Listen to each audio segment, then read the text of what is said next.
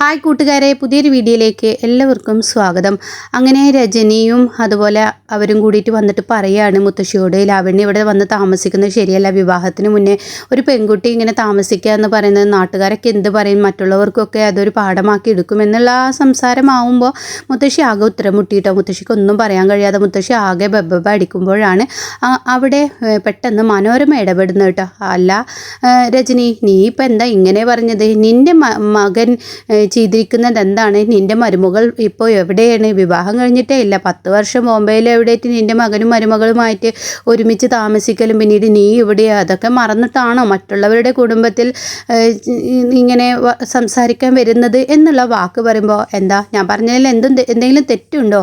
എപ്പോഴും മറ്റുള്ളവരുടെ കുടുംബത്തോട്ട് എത്തി നോക്കാതെ സ്വന്തം കുടുംബത്തിൽ എന്തൊക്കെ നടന്നു എന്ന് ചിന്തിക്കുന്നത് നന്നായിരിക്കുമെന്ന് പറയുമ്പോൾ അവിടെ മനോരമ പറഞ്ഞ വാക്കിൽ കൂടുതൽ ഒന്നും അവർക്ക് കൊടുക്കല്ല. അതുകൊണ്ട് തന്നെ ഞങ്ങൾ പോകുന്നു എന്ന് പറഞ്ഞ് അവരങ്ങ് പോയിട്ടോ. എന്നാൽ ഈ സമയം ശ്രുതിയാണ് കാണിക്കുന്നത്. ശ്രുതി തൻ്റെ വീട്ടിലോട്ട് കയറി ചെല്ലുമ്പോൾ ശ്രുതി ആകെ മനസ്സിൻ്റെ സമനില തെറ്റിയതുപോലെ പെരുമാറുന്നത്. ശ്രുതി പറയും, എനിക്കിപ്പോൾ പോകണം വീട്ടിലോട്ട് എന്ന് പറയണം. അപ്പോഴേക്കും അമ്മായി അങ്ങ് അകത്തോട്ട് പോയിട്ടോ. പാല് വെച്ചിട്ടുണ്ട്, പാലെടുക്കട്ടെ, പാൽ ഓഫ് ചെയ്യട്ടെ എന്ന് പറഞ്ഞിട്ട് അമ്മായി പോയത് കേട്ടോ.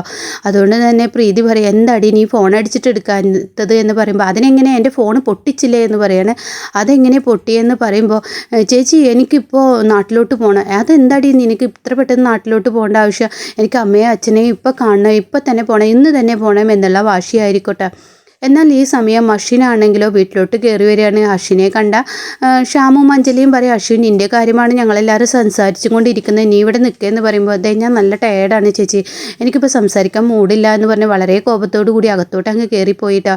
എന്നാൽ ഈ സമയം മുത്തശ്ശിയാണെങ്കിലോ ആളുകൾ പറയുന്നതിലും കാര്യമുണ്ട്. ഇപ്പോൾ ഇന്ന് 2 പേര് വന്ന് ചോദിച്ചു, നാളെ നാട്ടുകാരൊക്കെ ചോദിക്കും, നാട്ടുകാരൊക്കെ ചോദിച്ചു കഴിഞ്ഞാൽ ഞാൻ എന്താ മറുപടി പറയുക എന്നുള്ള വാക്കുകൾ ഇങ്ങനെ പറയുമ്പോൾ ഷ്യാം മുത്തശ്ശിയോട് പറയും, മുത്തശ്ശി പറയുന്നത് കാര്യം തന്നെയാണ്, ഇന്നിപ്പോൾ ഇങ്ങനെ ലാവണ്യ ഇവിടെ കൊടുന്ന് നിർത്തിക്കഴിഞ്ഞാൽ, വിവാഹത്തിന് മുന്നേ നിർത്തിക്കഴിഞ്ഞാൽ ആളുകളൊക്കെ ചോദിക്കാതെ അതൊക്കെ മുത്തശ്ശി പറയുന്നത് ശരിയാണ്. ഒരു ദിവസം ആൻറ്റിക്ക് ഇപ്പോൾ മറുപടി പറയാൻ കഴിഞ്ഞെങ്കിൽ ഇനിയുള്ള ദിവസങ്ങൾ മറ്റുള്ളവർക്കൊക്കെ മറുപടി കൊടുക്കാൻ കഴിഞ്ഞില്ലെന്നും വരും.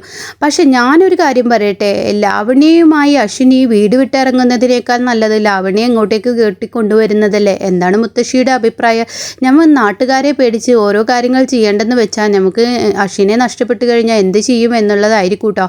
അപ്പോൾ അതോടുകൂടി മുത്തശ്ശി അത് പറയുന്നത് ശരിയാണല്ലോ എന്നുള്ള ഭാവത്തിൽ ഇങ്ങനെ മുത്തശ്ശി ഇരിക്കുകയാണ്. എന്നാൽ ഈ സമയം പ്രീതി ശ്രുതിയുടെ റൂമിലോട്ട് ചെല്ലാണ്. അപ്പോൾ കൃഷ്ണവിഗ്രഹം ഇങ്ങനെ നോക്കിയിരിക്കുകയാണ്. അപ്പോൾ കൃഷ്ണവിഗ്രഹം അങ്ങനെ പെട്ടെന്ന് പ്രീതി വന്നിട്ട് ശ്രുതിയുടെ കയ്യിൽ നിന്ന് വാങ്ങി വെക്കുകയാണ്. എന്താ മോളെ നിനക്ക് പറ്റിയത്? നീ എന്താ ഇങ്ങനെ സമനില നെറ്റിവരെ പോലെ പെരുമാറുന്നത്? എന്താ നിൻ്റെ പ്രശ്നമെന്ന് പറയുമ്പോൾ എനിക്ക് നാട്ടിലോട്ട് പോകണം, ഇന്ന് തന്നെ നാട്ടിലോട്ട് പോകണം, എനിക്ക് വയ്യ, ഇനി ഇവിടെ നിൽക്കാൻ പറ്റില്ല, ഈ നാട് ശരിയല്ല, ഈ നാട് എൻ്റെ സമനില തെറ്റിക്കും, എനിക്ക് സ്വസ്ഥതയില്ല, സമാധാനമില്ല, നമുക്ക് നമ്മുടെ നാട്ടിൽ നമ്മുടെ അച്ഛ അമ്മ എൻ്റെ ചേച്ചി ഒക്കെ ആയിട്ട് നല്ല സുഖമായി ജീവിക്കല്ലേ നല്ലത് എന്ന് പറയുമ്പോൾ അമ്മായി ഇത് കേട്ടു വരികയാണ് കേട്ടോ. അങ്ങനെ അമ്മായിക്ക് ഭയങ്കര സങ്കടമാവാണ്. മക്കളെ, നിങ്ങൾ വന്നതിന് ശേഷമാണ് സന്തോഷം എന്തെന്ന് ഞാൻ അറിഞ്ഞത്, നിങ്ങൾ ജീവിതകാലം മുഴുവൻ എൻ്റെ കൂടെ ഉണ്ടാവണമെന്നായിരുന്നു ഞാൻ ആഗ്രഹിച്ചത്. പക്ഷേ ഇപ്പോൾ എനിക്ക് മനസ്സിലായി, ഈ അമ്മായിയുടെ പെൻഷൻ പണം നിന്നതുകൊണ്ട് തന്നെ ഈ അമ്മായിക്ക് ഇനി നോക്കാൻ കഴിയില്ല എന്ന് തോന്നൽ കൊണ്ടല്ലേ നിങ്ങൾ ഇവിടെ നിന്നും പോകാൻ ഒരുങ്ങുന്നത് എന്ന് പറയുമ്പോൾ ശ്രുതി പറയേ, അങ്ങനെ ഒന്നല്ല അമ്മായി, അതുകൊണ്ടല്ല, എനിക്ക് അച്ഛനെയും അമ്മയും കാണാൻ തോന്നുന്നത് കൊണ്ടാണ് എന്ന് പറയാൻ കേട്ടോ. എന്നാൽ ഈ സമയം അശ്വിൻ എന്ത് പറ്റി എന്നറിയാതെ അഞ്ജലിക്ക് ആകെ ടെൻഷനാവാണ് കേട്ടോ. ഇതേ സമയം പ്രീതി ഉറങ്ങിയിരിക്കുന്നു. ശ്രുതിക്കാണെങ്കിലും ഉറക്കം കിട്ടുന്നില്ല. ശ്രുതി എങ്ങനെ നോക്കിയാലും ഉറങ്ങാൻ കഴിയില്ല. അങ്ങനെ ശ്രുതി തൻ്റെ കൃഷ്ണ വിഗ്രഹത്തിൻ്റെ അടുത്തോട്ട് പോയിട്ട് കൃഷ്ണനോട് പറയാണ്, ഇനി മതി എന്നെ ഇങ്ങനെ ഓടിപ്പിച്ചത്, എനിക്ക് വയ്യ, കുറച്ച് ദിവസം നീയും കിടന്നുറങ്ങ്, ഞാനൊന്ന് സ്വസ്ഥതയോടുകൂടി എൻ്റെ നാട്ടിലോട്ട് പോട്ടെ, ഇനി ആ കടലമിഠായി എൻ്റെ മുന്നിൽ കാണാൻ പാടില്ല, എനിക്ക് വയ്യ, അവനിങ്ങനെ മുന്നിലോട്ട് വരുമ്പോൾ എൻ്റെ ഒരു പിടിവിട്ട് പോകുന്നത് പോലെ എനിക്ക് തോന്നുന്നു, മനസ്സ് തന്നെ കൈവിട്ട് പോകുന്നു, അതുകൊണ്ട് എനിക്ക് സ്വസ്ഥത വേണം, എനിക്ക് എൻ്റെ അച്ഛനെയും അമ്മയെ കൂടെ പഴയ ശ്രുതിയായി ജീവിക്കണം എന്നുള്ള വാക്കുകളൊക്കെ ഇങ്ങനെ കൃഷ്ണനോട് പറയാണ് കേട്ടോ. ഇതേ സമയം അശ്വിൻ ഇങ്ങനെ ഉറങ്ങുന്ന സമയത്ത് ശ്രുതി പറഞ്ഞ ആ വാക്കുകൾ ഇങ്ങനെ മനസ്സിൽ വരികയാണ്.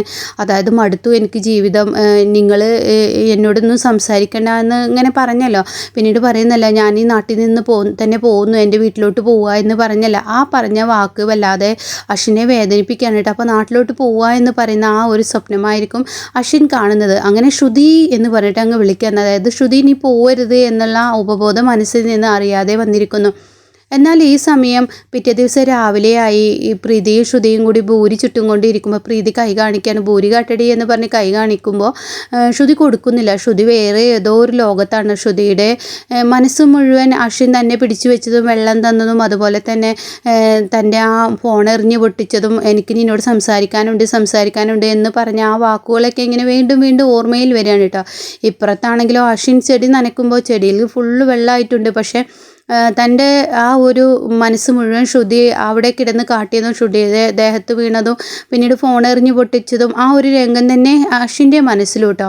അപ്പോൾ ഒരു ഭാഗത്താണെങ്കിലോ അശ്വിൻ ഇതിങ്ങനെ ഓർക്കുന്നത് കൊണ്ട് തന്നെ ചെടിക്ക് വെള്ളമൊഴിച്ച് വെള്ളം അധികമായിട്ടും അശ്വിൻ അറിയുന്നില്ല.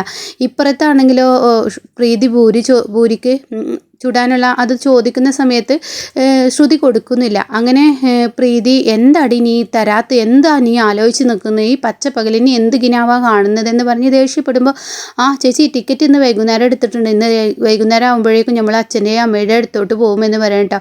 അപ്പോൾ തന്നെ പ്രീതിക്ക് മനസ്സിലായി ഇവൾക്ക് കാര്യമായ എന്തോ ഒരു പ്രശ്നം നടന്നിരിക്കുന്നത്, എന്താണെങ്കിലും അറിയണമെന്നുള്ള ആ ഒരു ഇതാവുകയാണ്. എന്നാൽ ഈ സമയം അഞ്ജലി വരുമ്പോൾ കാണുന്ന കാഴ്ച അശ്വിൻ ഇങ്ങനെ ചെടിക്ക് വെള്ളം കവിഞ്ഞു പോകുന്നത് കണ്ടിട്ടും നനച്ചു കൊടുക്കണം. അപ്പോൾ അശ്വിൻ ഈ ലോകത്തൊന്നുമല്ല എന്ന് മനസ്സിലായി. അങ്ങനെ കുഞ്ഞാ എന്ന് പറഞ്ഞ് വിളിക്കുമ്പോൾ എന്താ ചേച്ചി എന്ന് പറഞ്ഞിട്ട് തൻ്റെ കയ്യിലുള്ള പൈപ്പ് അങ്ങ് താഴെ ഇടുകയാണ് കേട്ടോ. ഉടൻ തന്നെ നിനക്ക് എന്താടാ പറ്റിയത്, പരിസരബോധമില്ലാതെ ഇങ്ങനെ നനച്ചും കൊണ്ടിരിക്കുന്ന എന്താ നീ, ചട്ടിയിൽ വെള്ളം കവിഞ്ഞു പോകുന്നത് നീ കണ്ടില്ലേ എന്ന് പറയുമ്പോൾ എന്തെങ്കിലും പ്രശ്നമുണ്ടോ നിനക്ക് എന്നൊക്കെ ഇങ്ങനെ അഞ്ജലി ചോദിക്കുകയാണ് കേട്ടോ. ഇല്ല എനിക്കൊരു പ്രശ്നമില്ല, എന്ന് എൻ്റെ കുഞ്ഞങ്ങ് വന്നേന്ന് പറഞ്ഞ് കൈകൾ പിടിച്ച് ഒരു ചെയറിൽ ഇരുത്താണ്. എന്താ എൻ്റെ കുഞ്ഞക്ക് പറ്റിയത്, എന്താ എൻ്റെ കുഞ്ഞങ്ങനെ വല്ലാതെ ചിന്തിച്ചും കൊണ്ട് ഇരിക്കുന്നതെന്ന് പറയുമ്പോൾ ഒന്നുമില്ല എന്ന് പറയുമ്പോൾ ആടാ എനിക്ക് മനസ്സിലായി, നീ ലാവണ്യയെക്കുറിച്ചല്ലേ, ലാവണ്യയെ വീട്ടിലോട്ട് കൊണ്ടുപോരുന്ന കാര്യത്തെക്കുറിച്ചല്ലേ. അപ്പോൾ ഉടൻ തന്നെ അതൊന്നല്ല എന്ന് പറയുമ്പോൾ എന്നാൽ ഇവിടെ ഇന്നലെ സംസാരമുണ്ടായിരിക്കുന്നു, അവർ വന്നിരുന്നു, രജനി ചേച്ചിയും അവരൊക്കെ വന്നിട്ട് ഇന്നലെ ഇനി ലാവണ്യയെ ഇവിടെ വിവാഹത്തിന് മുന്നേ താമസിപ്പിക്കുന്ന അതിൽ മുത്തശ്ശിയോട് എതിർപ്പൊക്കെ പറഞ്ഞ് മുത്തശ്ശി അതിന് വലിയ ദേഷ്യത്തിലാണ്. അപ്പോൾ അതുകൊണ്ട് എന്ന് പറയുമ്പോൾ എന്ത് പറഞ്ഞാലും ശരി, ഞാനും ലാവണ്യയും അവരുമായിട്ടുള്ള ജീവിതമാണ് ഞാൻ ആഗ്രഹിക്കുന്നത്. പക്ഷെ ഒരു വിവാഹം എനിക്ക് ചെയ്യുന്നത് താല്പര്യമില്ല, ലാവണ്യക്കും താല്പര്യമില്ല. അപ്പോൾ എനിക്ക് യോജിച്ച പെണ്ണ് ലാവണ്യ തന്നെയാണ്. എൻ്റെ എല്ലാ തീരുമാനത്തിലും ഉറപ്പ് നിൽക്കുന്ന ഒരു പെണ്ണ് ലാവണ്യാണ്. അതുകൊണ്ട് തന്നെ എനിക്ക് ലാവണ്യയെ മതി എന്നുള്ള ആ തീരുമാനം പറയാം. ആയിക്കോട്ടെ, നിനക്ക് ലാവണ്യയെ മതി, പക്ഷേ അതൊക്കെ നമ്മുടെ ആൻറ്റിയും ഏട്ടനും കൂടിയിട്ട് കാര്യങ്ങളൊക്കെ റെഡിയാക്കി വെച്ചിട്ടുണ്ട്. നിനക്ക് എന്തായാലും ലാവണ്യയെ കൊണ്ടുവരാമെന്ന് പറയണേ. എന്തായാലും ഞാനൊരു കാര്യം നിന്നോട് പറയട്ടെ, എന്താ എന്ന് തിരിച്ച് പറയാൻ കേട്ടോ.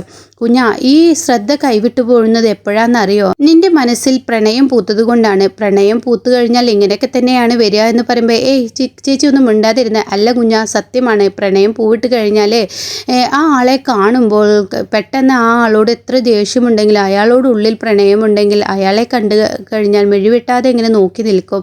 അപ്പോൾ അശ്വിൻ ആ ഒരു രംഗം ആലോചിക്കുകയാണ് കേട്ടോ. ശ്രുതിയെ കണ്ടാൽ തന്നെ വലിയ ഷോക്ക് അടിച്ചതുപോലെ മെഴിവെട്ടാതെ താനിങ്ങനെ നോക്കി നിൽക്കും. എന്നാൽ അവളുടെ കണ്ണിൽ നിന്നും കണ്ണുനീർ തുള്ളി വരുമ്പോൾ തനിക്കത് താങ്ങാൻ കഴിയില്ല, തൻ്റെ നെഞ്ച് കിടന്ന് പിടക്കും എന്ന് ഇങ്ങനെ അഞ്ജലി പറയുമ്പോൾ ശരിയാണല്ലോ, ശ്രുതി കരഞ്ഞപ്പോൾ എനിക്കത് കണ്ടു നിൽക്കാൻ കഴിഞ്ഞില്ല, എൻ്റെ കോപം അപ്പം അങ്ങ് ഇല്ലാതായി എന്നിങ്ങനെ അശ്വിൻ ചിന്തിക്കുന്നു കേട്ടോ. പിന്നീട് പറയും അവൾ നടക്കുമ്പോൾ, അവൾ അകന്നു പോകുമ്പോൾ, അവൾ തന്നെ വിട്ടു പോകുമെന്നൊരു തോന്നലുണ്ടാവുമ്പോൾ ഉറക്കത്തിലാണെങ്കിലും ഉപബോധ മനസ്സിൽ നിന്നും അത് വിളിച്ചു പറയുമെന്നൊക്കെ പറയുമ്പോൾ ഈശ്വര, ഈ ചേച്ചി എത്ര കറക്റ്റായിട്ടാണ് എല്ലാ കാര്യങ്ങളും പറയുന്നത് എന്നുള്ള ഭാവത്തിൽ കുഞ്ഞ് പറയും. അശ്വിൻ പറയും ചേച്ചിയോട്, ചേച്ചി പറഞ്ഞതൊക്കെ കറക്റ്റാണ്, പക്ഷെ അങ്ങനെ ഒരു പെണ്ണ് എൻ്റെ ജീവിതത്തിൽ വരില്ല, അങ്ങനെ ഒരു പെണ്ണ് ഉണ്ടാവുകയുമില്ല, അങ്ങനെ എൻ്റെ മനസ്സ് ഒരാൾക്ക് ഞാൻ വിട്ടുകൊടുക്കുകയില്ല എന്ന് പറയാം കേട്ടോ. അങ്ങനെ ശരി കുഞ്ഞ, ഞാൻ പോകുന്നു എന്ന് പറഞ്ഞ് പോവാണ്. എന്നാൽ ഈ സമയം തിരിഞ്ഞു വന്നിട്ട് പറയും, അഞ്ജലി, അങ്ങനെ ഒരു പെണ്ണ് നിൻ്റെ ജീവിതത്തിൽ വരും, അന്ന് നീ ജീവിതത്തിൽ വന്നു കഴിഞ്ഞാൽ എന്ന് പറയുമ്പോൾ എന്താ ഞാൻ വന്നു കഴിഞ്ഞാൽ ഉണ്ടാവുക എന്ന് അശ്വിൻ തിരിച്ച് അഞ്ജലിയോട് ചോദിക്കുമ്പോൾ അഞ്ജലി പറയും, വന്നു കഴിഞ്ഞാൽ അവൾ നിന്നെ വിട്ട് പിരിയുമെന്ന് നിനക്കൊരു ഉണ്ടായിക്കഴിഞ്ഞാൽ ജീവൻ പോലും നീ ഇല്ലാതാക്കുന്ന ആ ഒരു അവസ്ഥയെത്തും. അത്രയും വലുതാണ് പ്രണയം എന്ന് പറയുന്നത്. പ്രണയത്തെ ഒരിക്കലും സ്നേഹിച്ചു കഴിഞ്ഞാൽ പിന്നീട് അത് കൈവിട്ടു പോകുമ്പോൾ അത് വേദനിക്കും, ശരിക്കും മരണത്തിലോട്ട് തന്നെ പോകും എന്നുള്ള ആ ഒരു വാക്ക് പറയുമ്പോൾ ഈശ്വര, എത്ര കറക്റ്റായിട്ടാണ് ഈ പറയുന്നത് എന്നുള്ള ഭാവത്തിൽ നിന്നിട്ട് എനിക്കങ്ങനെ ഉണ്ടാവില്ല, ഞാനങ്ങനെ പ്രണയിക്കൊന്നുമില്ല എന്നുള്ള ഭാവത്തിൽ പെട്ടെന്ന് അങ്ങ് പറയും, എനിക്കങ്ങനെ ഒന്നും ഉണ്ടാവില്ല ചേച്ചി, അങ്ങനെ എൻ്റെ ഒരു ജീവിതത്തിൽ ഉണ്ടാവുകയാണെങ്കിൽ അപ്പം നോക്കാം, അത് ഏട്ടനും ചേച്ചിക്കും മാത്രമേ അങ്ങനെ ഉണ്ടാവുള്ളൂ എന്ന് കളിയാക്കിയും കൊണ്ട് പറഞ്ഞങ്ങ് അശ്വിൻ അങ്ങ് ചിരിച്ചു പോകും കേട്ടോ. എന്നാൽ അശ്വിൻ്റെ ഉള്ളിൽ ശ്രുതി പോകുന്നത് നല്ല വേവലാതെയും ടെൻഷനും ഉണ്ട്, പക്ഷെ അത് കാണിക്കായാണ്.